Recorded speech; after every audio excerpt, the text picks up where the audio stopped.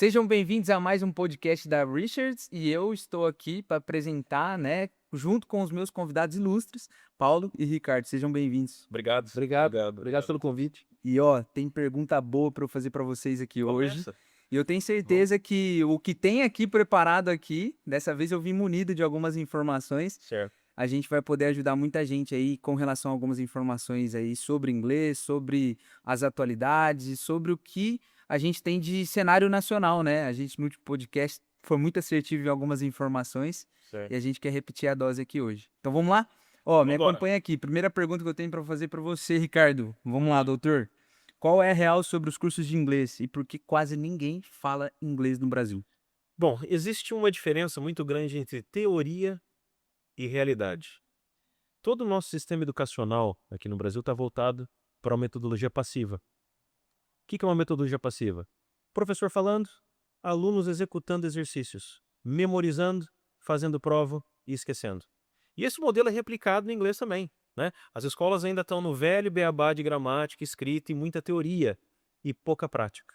Você compraria um curso de natação online se você não soubesse nadar? O que iria acontecer? Você ia morrer afogado, né? E é o que acontece no desenvolvimento de idioma.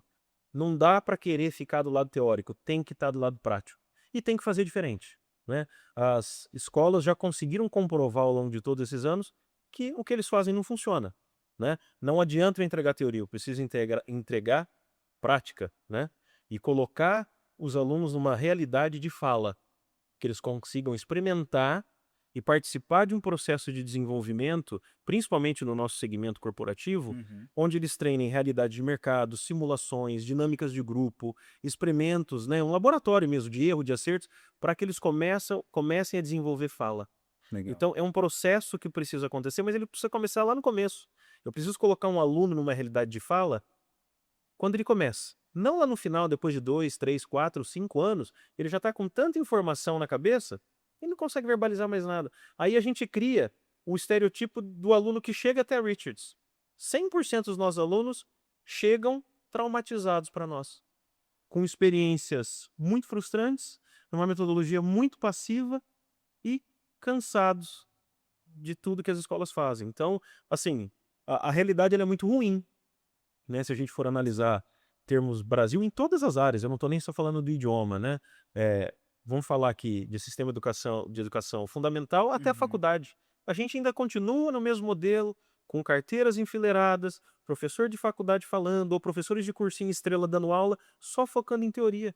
Tanto é que eu tenho certeza que você vai lembrar das aulas práticas que você fez na vida, de laboratório, ou uma aula de Com campo que certeza. você fez, porque isso grava a gente de tão pouco que a gente fez. Sim. E no exterior isso a realidade é diferente, né? A imersão e a experiência vivida ali é o que desenvolve, Sim. é o que faz o pessoal desenvolver e aprender, é o que a gente pensa, né? A gente pensa que a única maneira de aprender a falar é falando. A gente precisa expor os alunos para uma realidade de fala, Então, né? Que foca em rotinas legal. corporativas, interatividades, entre erros e acertos. Ou seja, o brasileiro ele tem praticado pouco. Muito pouco. O brasileiro, ele é o mestre da teoria, né? O brasileiro, ele sabe muita teoria de tudo e na prática ele sabe muito pouco. É muito comum você pegar um estudante de faculdade que sai formado sem saber nada. Se ele não se preocupou lá no começo em se capacitar, em fazer entrar num programa de trainee, né? E entender da sua área, ele vai ficar estagnado, vai terminar, né? Sem saber o que fazer da Legal. vida. Diferente de alguns cursos, né? Vamos tirar algumas exceções aqui, Sim. como farmácia, ou como, por exemplo, medicina veterinária, que existe, né? Obrigatoriamente a prática dentro da grade, né, curricular. Sim. O resto é complicado, é muita teoria. Falamos de mercado, falamos de alguns cursos aí. Quero entrar nessa segunda pergunta que eu acho que vai ser muito interessante para nós. Quais são as opções no mercado hoje para quem quer se tornar fluente em inglês no Brasil? Paulo, quer responder? Vai lá. O que eu posso dizer? Quais que são as características, é isso? Quais são as opções As no opções. mercado para quem quer se tornar fluente em inglês no Brasil? Olha, eu diria que não que ele vai encontrar no mercado não aí? são muitas as opções não, né? A gente sabe que tem muito, eu costumo dizer que é mais do mesmo sempre, né? é aquelas velhas fórmulas, livros da década de 90, enfim, eu não vejo muita coisa diferente acontecendo dentro desse nosso mercado não, né. Lógico, com exceção, né, e com toda a modéstia, a gente vem fazendo um trabalho completamente o oposto do que está ocorrendo aí, que a gente já viu que não traz resultado algum, né. A gente, se todas essas escolas tradicionais que estão aí realmente fizessem um dever de casa e tivessem uma metodologia mais assertiva, nós teríamos um nível de influência muito maior no Brasil, e não é isso que acontece, né. A gente já falou em outros podcasts, né, que os percentuais são muito baixos. Na América Latina, a gente perde posições todos os anos, e isso é muito ruim para nós. É uma realidade muito, muito esquisita, vamos assim dizer, pelo tamanho do nosso país, pelo número de escolas, de franquias e de youtubers e de professores particulares. Era para se esperar uma massa crítica muito mais falante do que a gente tem aí. É um país Não sei se você concorda. continental que fala muito pouco a principal língua do mundo, né? Eu vou colocar aqui só numa perspectiva para você entender as opções que um profissional, hoje que está no mercado de trabalho, tem em relação ao idioma. Ou ele cai numa franquia, Uhum. que não está preparado em momento algum para entregar nada em relação à fluência, ele cai num curso gravado de youtubers, professores particulares, ou ele pensa no intercâmbio, ou numa imersão, alguma coisa nesse sentido, né. O que a gente sabe que existem falhas em todos esses pontos. As escolas de inglês estão numa outra vibe muito fora da realidade, né. Muita teoria, como eu já disse, muito pouca prática. Professores particulares, qual o maior pecado de um professor particular hoje? Primeiro que a maioria desses professores são transitórios, não tem, da função uma profissão, e sim um prazo de vida que ele vive ali, um período que ele Um momento da um vida. momento da vida que ele está esperando ser empregado, enfim, ele está fazendo como um quebra-galho. Ele não tem gestão, ele não tem, sequência, ele nunca Processo. capacitou ninguém, não tem processo de desenvolvimento. E toda aula é uma aula assim: "Olha, hoje nós vamos trabalhar com uma letra de música, hoje nós vamos ler um artigo, eu quero que você leia", enfim, é uma aula sem sequência voltada para a comunicação. Eu diria que falta gestão e Gestão. administração. São 2 palavras importantes que a gente não consegue ver nesse, Nesse profissional. nesse momento E do idioma dentro do nosso Uhum. país. e você sabe o que que os profissionais brasileiros pensam? Eles rodam de tudo, né. Sim. Os nossos alunos, como eu te falei, passam por todas as experiências. Chega num ponto que ele fala o seguinte: "A única maneira que eu tenho para me capacitar eu tenho que ir para fora. Eu vou ter que fazer uma imersão, eu vou ter que, né, comprar um pacote, eu vou para o Canadá, eu vou ter que ir pra Inglaterra, porque aqui no Bra ou para os Estados Unidos, aqui no Brasil eu não consigo me capacitar". E ele acha que a culpa é dele, a falta ele se sente incapaz de aprender, porque ele acha que a culpa está dentro dele. Cognitiva, né? Ele já ele acha que tem um problema cognitivo, ele fala: "Pô, eu sou muito burro, não consigo aprender inglês". Ele já passou por tudo, ele tentou escolas, não conseguiu, tentou a franquia 1, tentou a 2, tentou a escola 3, tentou a 4, foi para o professor particular também não deu conta. O que que faz pensar, o que que isso leva? Faz o aluno pensar que ele é incapaz. Aí ele compra, né, um pacote para ir para o Canadá fazer um intercâmbio.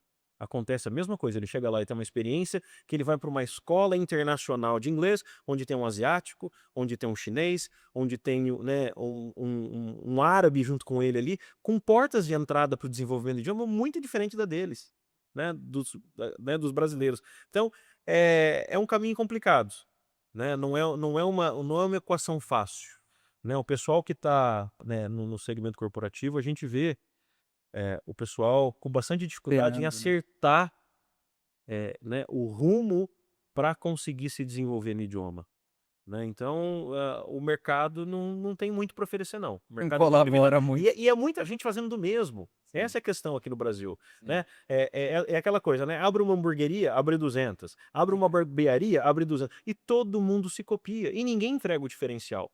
Porque para entregar o diferencial dá muito Dá trabalho. trabalho, tem que fazer diferente, tem que inovar, tem que trazer conteúdo que realmente seja relevante, e tá todo mundo, na verdade, só querendo ganhar dinheiro e entregar muito pouco, né. Então, o mercado é meio Tu sabe que bagunçado. tem uma frase que eu gosto muito, né, é muita coisa errada para dar certo, então não vai dar certo mesmo. Esse modelo que tem de escolas tradicionais e de franquias que rodam no nosso país, eles estão muito Não, atrasados. eles estão Muda fadados à Estão falência, né. fadados.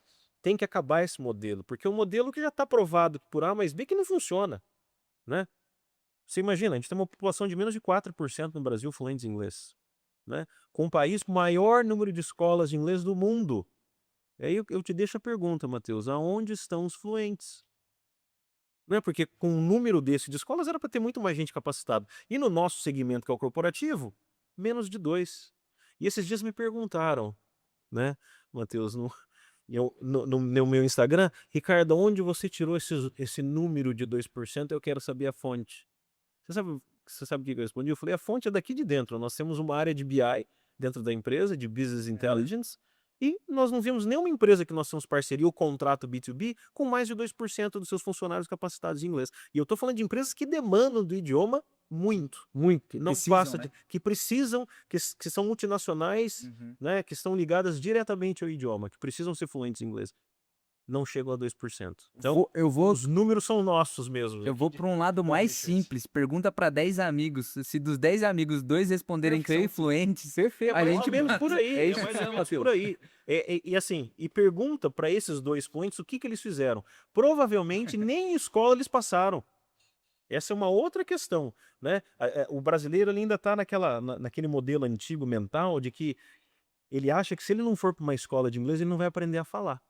Mas é muito cultural, Ricardo, esse tipo de atitude de funcionamento do brasileiro. Uhum. Nós, brasileiros, nós somos assim. A gente acha que as coisas vão cair do céu, a fadinha vai pôr a vadinha em cima da gente vai aprender de uma hora para outra. E o que é pior ainda, né? A gente tá numa coisa ruim e acredita que aquela coisa ruim vai dar certo para Vai dar você. certo, né? É uma coisa que o brasileiro vem, isso em todas as áreas, né? Na política, na educação, a gente vê isso muito no Olha só, brasileiro. É cultural.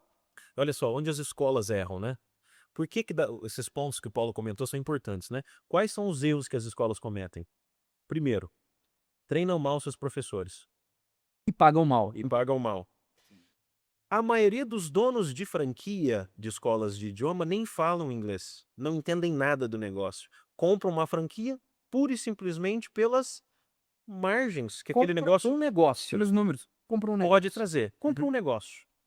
Então a gente está falando de professores mal treinados, de franqueados que não entendem nada do negócio Ou de educação, né? ou de educação. Estamos falando de uma estrutura de um material capenga, de apostilas e livros que não condizem com a realidade brasileira, Da década de 90. década de 90, e grupos desnivelados, né? O que é muito comum de se ver numa escola? Uma senhora aposentada, uma criança, um adolescente e você, do segmento corporativo, que está com a água no pescoço, tendo que participar de calls, de reuniões, viagens internacionais e pedalando para precisar aprender inglês. E sem conseguir. E as escolas, com zero de preocupação em relação ao que está acontecendo com A você.